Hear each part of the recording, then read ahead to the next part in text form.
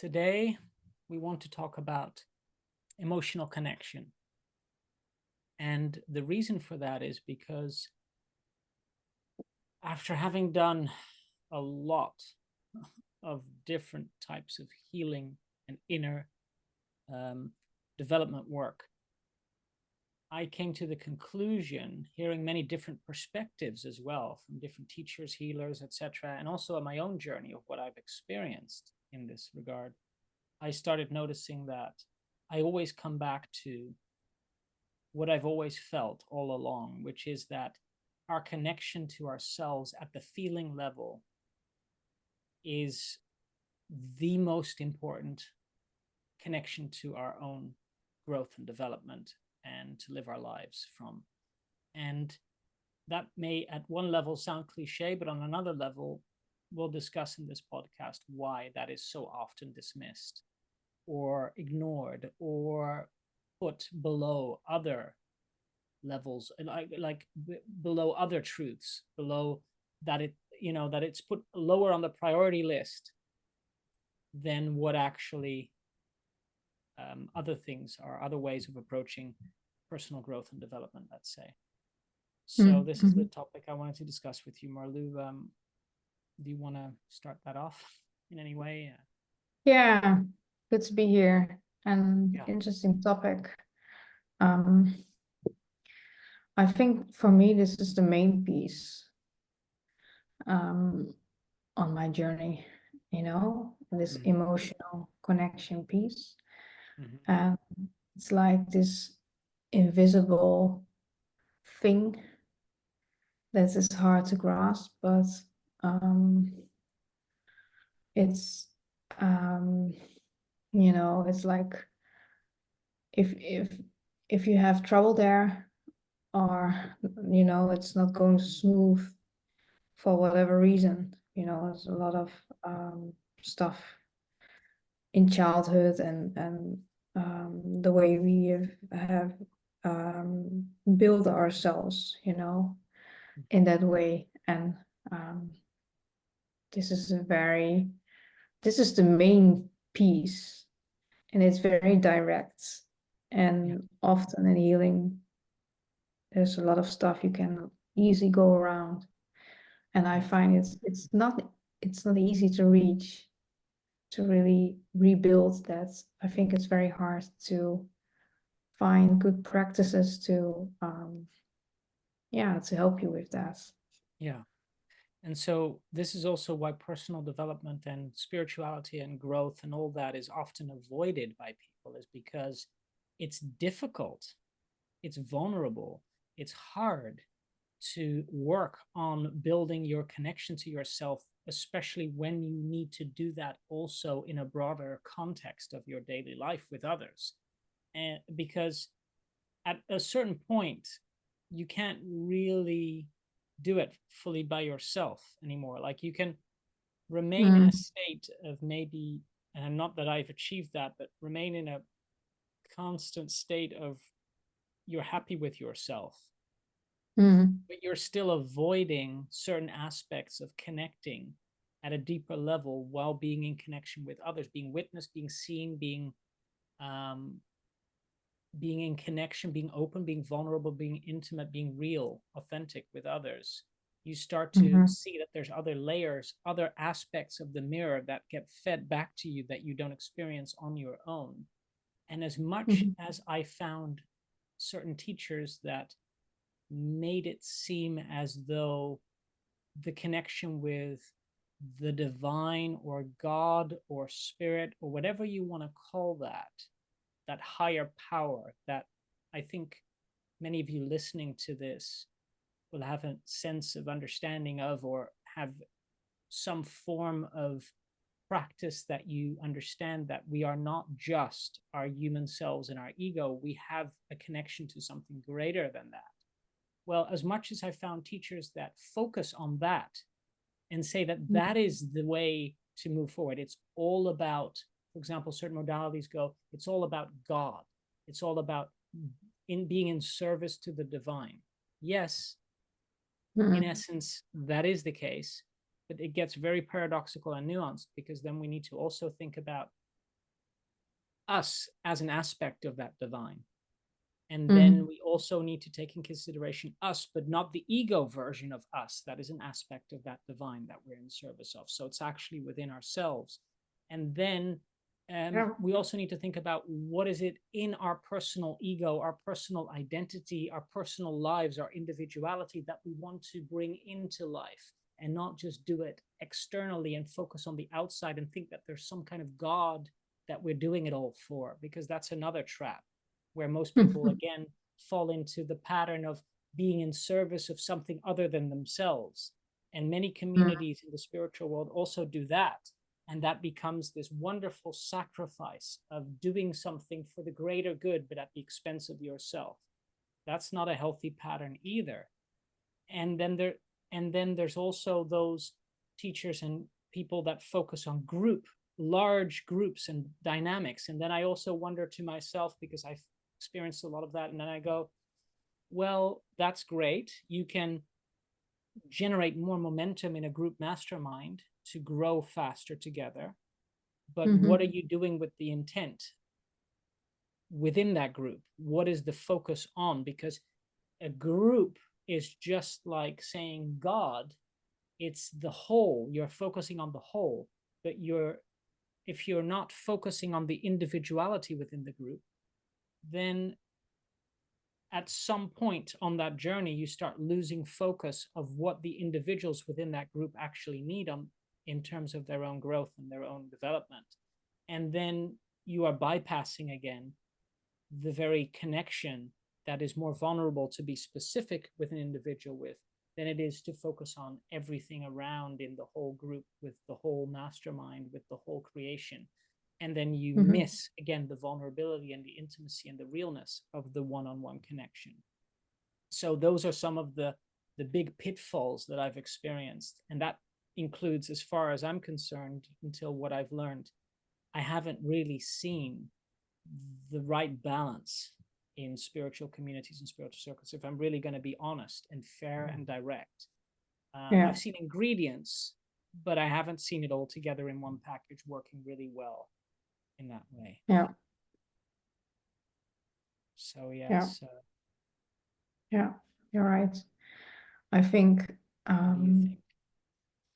well, the first point is it's your own personal, you have your own personal goal. So you need to keep that in mind, and you need to take that seriously. And if you want to heal that emotional connection, that's a very difficult piece that needs a lot of courage, you know. And Yeah, definitely. it's easy to like go around and do a lot of healing modalities and do a lot of group stuff, and then you dismiss yourself. Yeah. And I would almost say this is interesting. I would almost say that, and this is something we want to talk about another time, but I can bring it in now, is it is paradoxical how much of my journey as doing spiritual work has been actually bypassing myself in the spiritual work that I thought I was doing for myself. Yeah, exactly. That's But a big yeah, frustrating dynamic, I can tell you. it is. And I think a lot of people can relate, but it's this journey is also like you have this onion and you begin at the outer levels, you know? Yeah. And that's how it goes, because you have to like open up slowly to deeper and deeper levels of yourself. So you need that. But we do need to get to the core. And when you're going deeper and peel off some of the layers with whatever healing modality, it seems to it's harder to get there, to get to the point. And I find it harder to ask for help for those kind of pieces. It becomes more intimate, you know, it becomes more personal. Yeah. It becomes more vulnerable, you know, that are when you have this like when you get to the core of that onion, the stuff that shows up feels like very icky, and Yeah. you don't Yeah. you don't want to look at it, but if you want to Right. heal it, you need to go through it.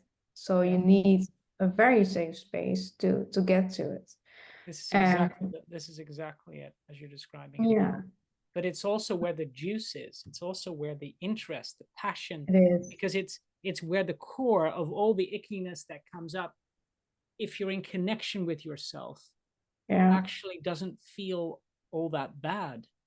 It starts to feel bad when you have all your judgments and resistances Mhm. to what's there, Yeah. which is what a lot of modalities are built upon, not going there, going to God, going to the divine, going to groups. And it's like, but wait a second, it's about the stuff in the core of your being. And it is often very difficult to get to because people don't want to go there.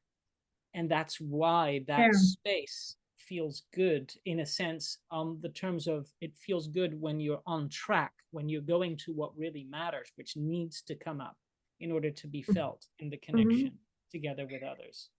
Yeah. And we know already that the divine, like a lot of people who are watching this know, we are part of the divine. It's like we're made out of the same uh stuff. Yeah. It's not, we're not separate. So that's one thing that I wanted to bring in. Um, but what I Are you also as want to well part of mention, the divine? yeah, probably. Otherwise I wouldn't sit here. But Okay. enough past jokes. When you get into this, um, when you really get in touch with this onion, and you can like have someone who can lead you through and guide you through to into deeper into your core, and really like it's like re uh gaining your soul parts, Yeah. it's like this deep soul work, and you're like getting new, the split off parts, you're pulling back towards you, it's like Mm-hmm. you're coming to like this wholeness, like more and more and more, but it's very difficult, vulnerable, all those kind of pieces. But in essence, that's the most beautiful work.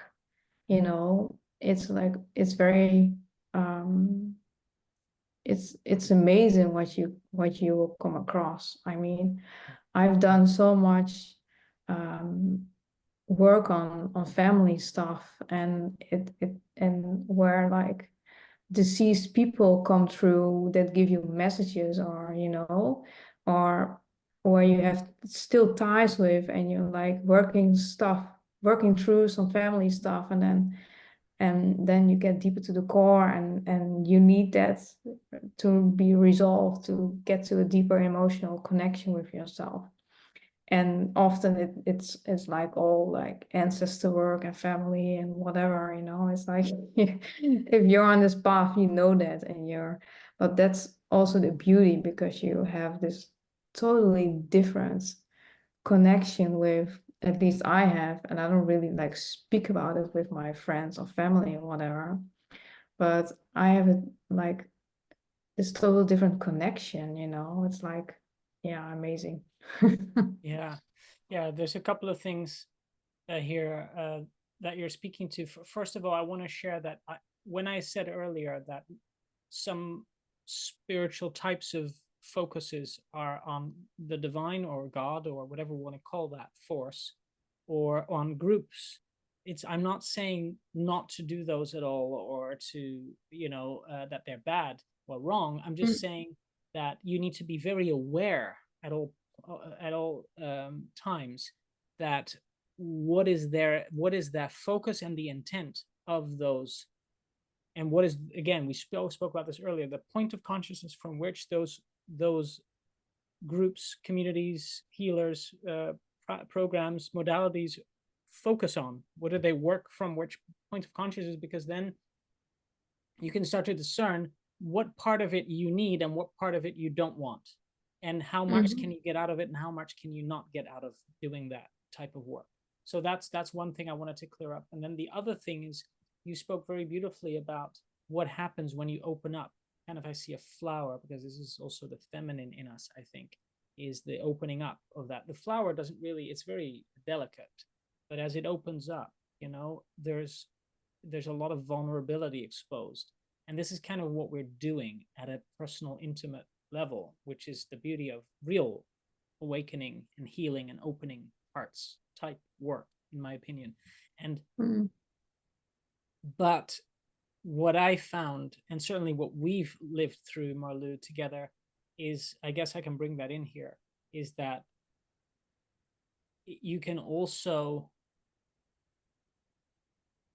feel a lot worse as things open up, and you have a lot of judgments and resistances and negative patterns and doubts and family genetic lineage patterns and all kinds of stuff that, for those of you that don't understand what that means, it's basically our full package of conditioning that we've got into life, that we came into life with, that's in our systems. And as we expose, like Marlu said, the layers of that onion, it's often that it's often the case that stuff starts feeling bad as well, when we get to that, try and get to that core. And one thing I wanted to expose or speak to about that is, I've done it slightly differently. So basically what we're saying here in this podcast, just to summarize things and keep it simple, is many spiritual practices, when they avoid the humanity aspect of who we are, so they avoid us in our human selves, which means a connection to our emotions, to our feelings, to our humanness, to the realness, to the vulnerability, the authenticity, the emotional states, and all of that. When they avoid that or bypass it, or in some form want to not deal with that, then for me that's a big red flag. But what I've done is, I had an identity, a very strong identity, that was not in alignment with who I was. And this is often what the spiritual journey is about for people, is, you can call it ego, but it's not really ego. It's more like it's having like a mold around you of an identity that you think you are, but you're not. And when it's really incongruent with your truth in all those levels that we were just speaking about in the heart, then as you grow more conscious, the mold starts to fracture, and it starts to like crumble, and the whole thing doesn't feel very good. And so I've had many layers of those identity onions, let's say. And so what's so painful is that I attracted healers and teachers and practitioners because I needed the support in order to grow out of that identity. But I was attracting them from the place of the identity, which meant that it wasn't really me.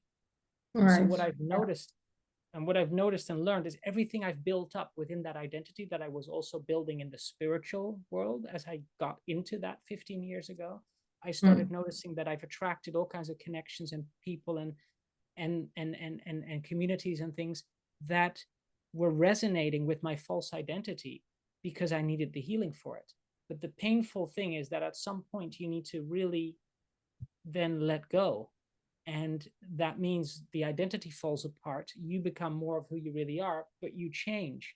And all of that, which was associated with that identity, falls away as well, because it just doesn't have the right basis anymore.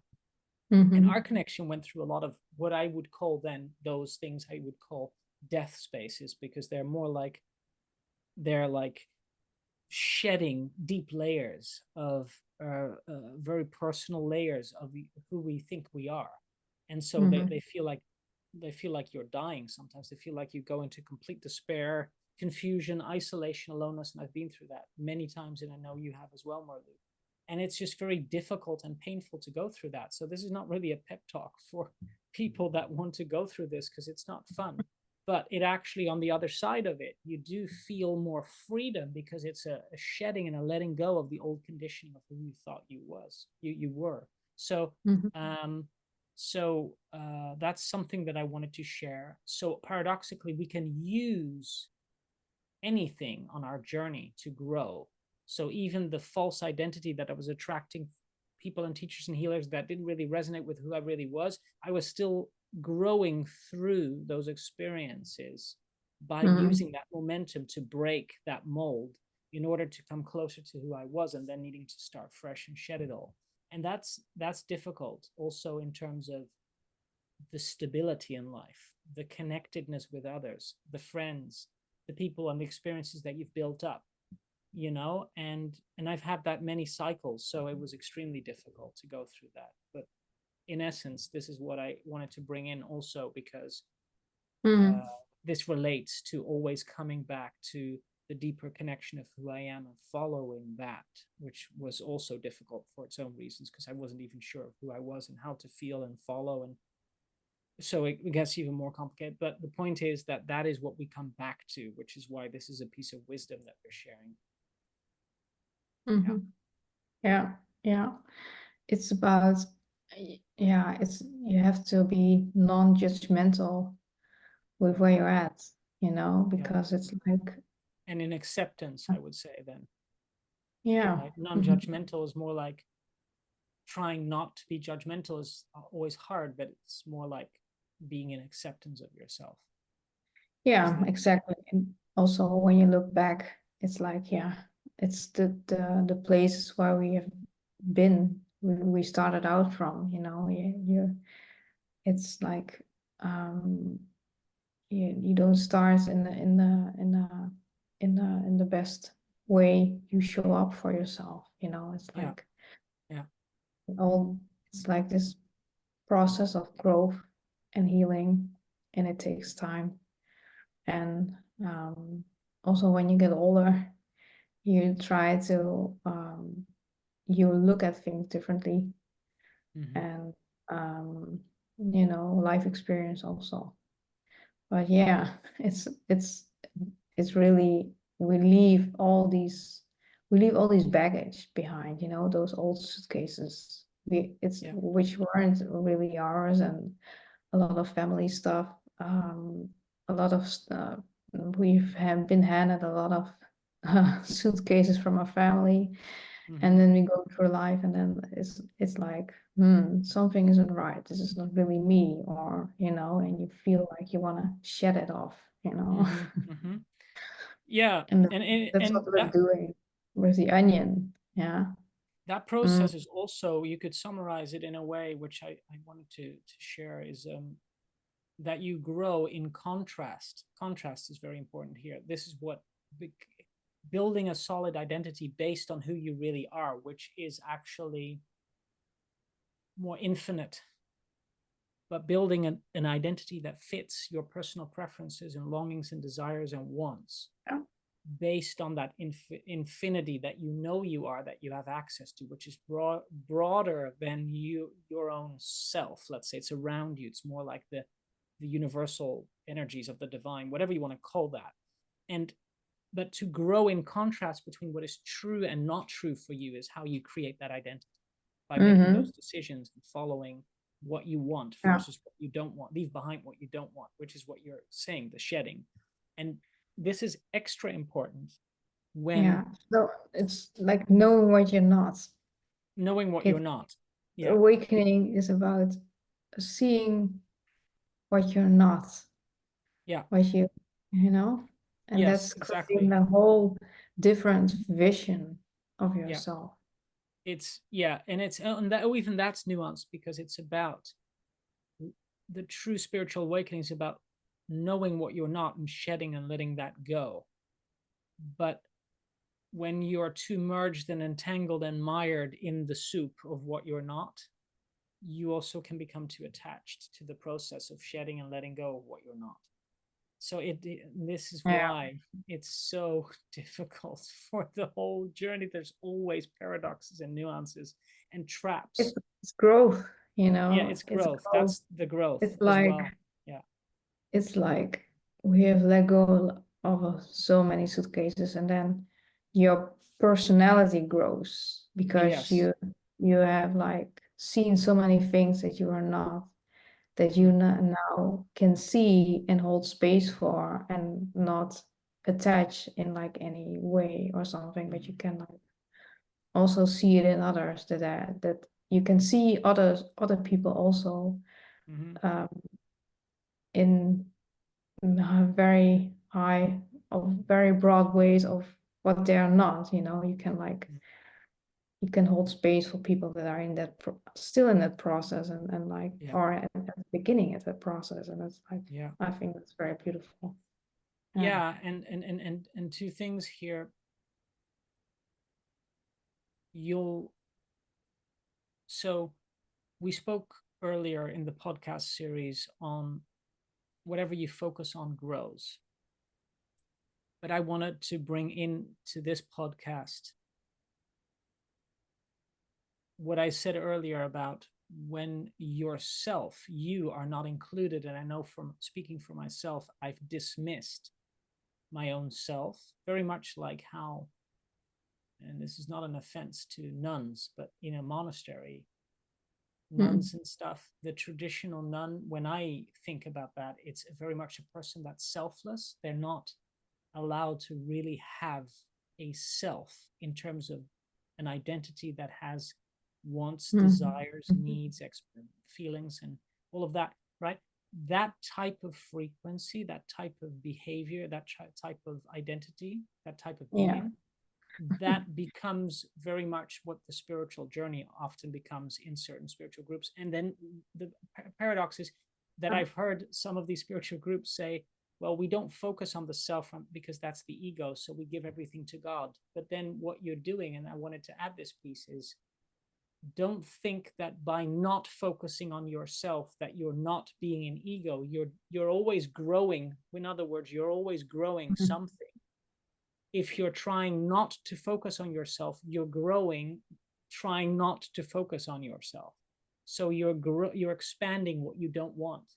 So it's because you're not focusing on what you do want, which should be inclusive of yourself, because otherwise you're dismissing your humanity, which we were talking about earlier, right? So that's one aspect of a tip, a piece of wisdom that, at least for me, was wisdom that I don't think many people kind of understand the physics, the mechanics, the dynamics of how that really works, in terms of like the principles of how that governs our lives.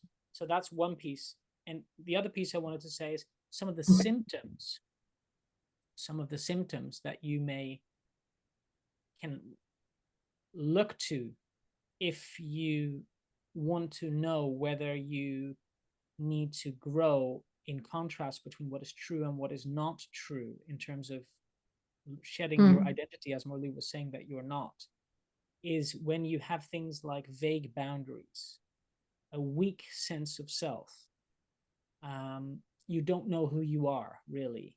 You're lost and confused, or you've fallen prey to a lot of kind of deceptive manipulations, traps, mistruths, false light promises, or you don't know what to do or where to go.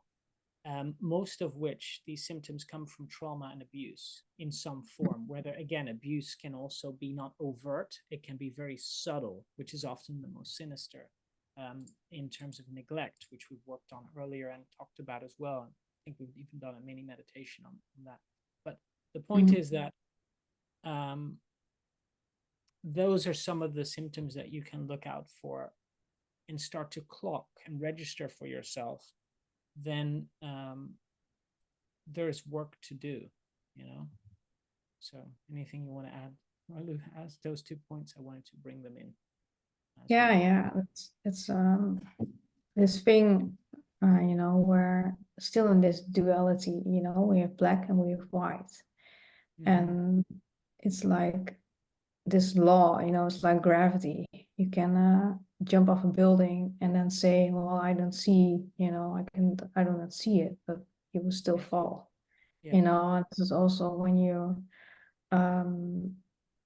in denial mode or really not wanting something, you're maybe you're in the 70% of that same like if you have this like piece of rope or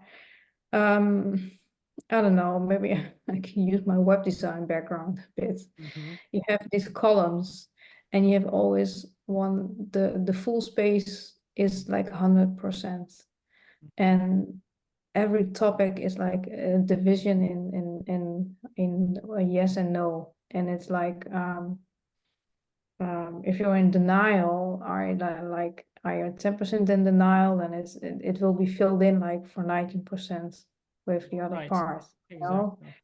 And when you have when you shift the column over to like, oh, I want this 30% denial, then you have still 70% from the same on the same topic. The space So has to be filled in other it words. has to be filled in. It's like law. That's how we live on this earth.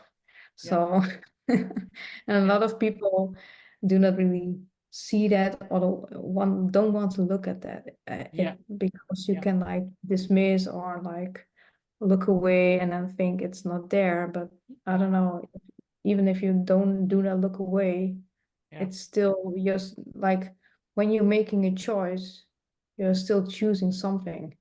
Yeah.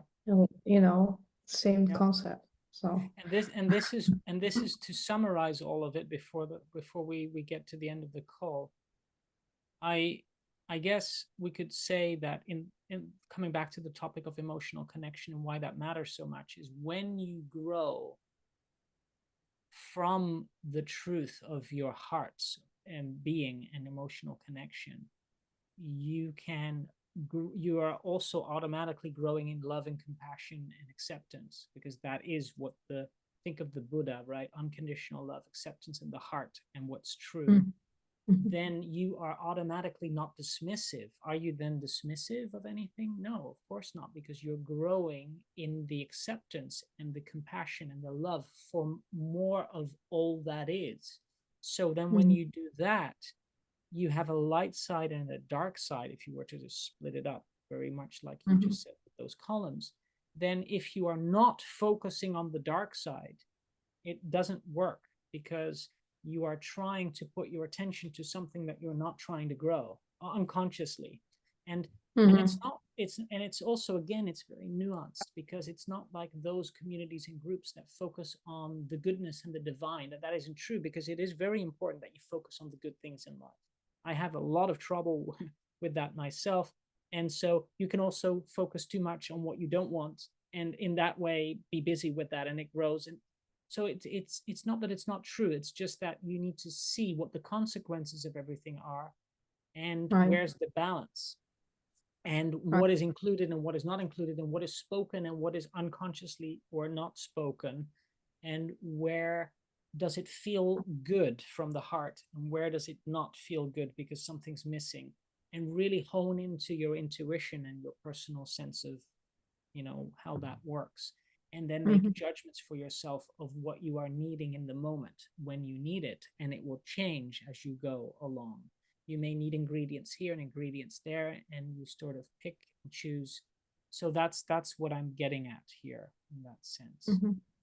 Yeah, this is a very um, this is a very beautiful piece to observe yourself in this way, because you can observe yourself with how how am I feeling about myself now, and what is the piece that I'm not feeling in. How does that feel? Can I like feel it, and can I feel what's going on there in the piece that I cannot see? Yeah. It's a very interesting way to observe. Yeah, sit and observe, and then just like if you're feeling happy or you're feeling whatever judgmental, and then but what is in the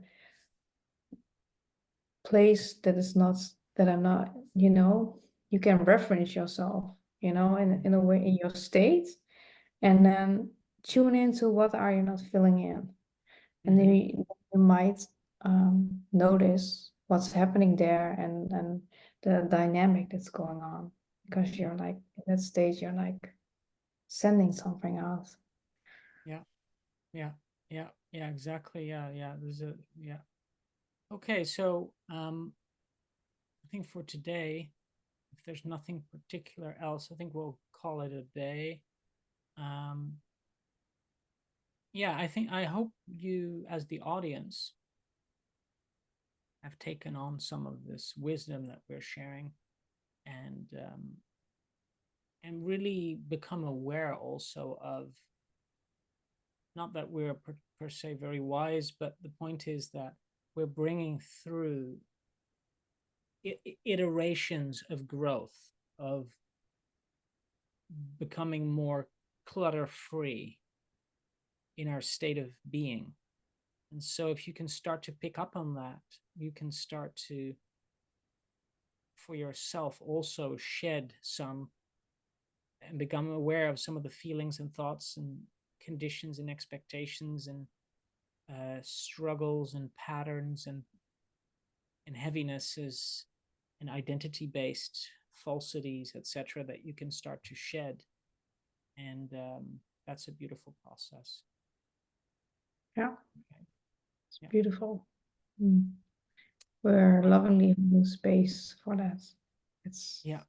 yeah, Yeah. it's Yeah. sacred space, it's a sacred path and Definitely. courageous. Yeah. Yeah. Mm. Courageous. Yeah. Definitely.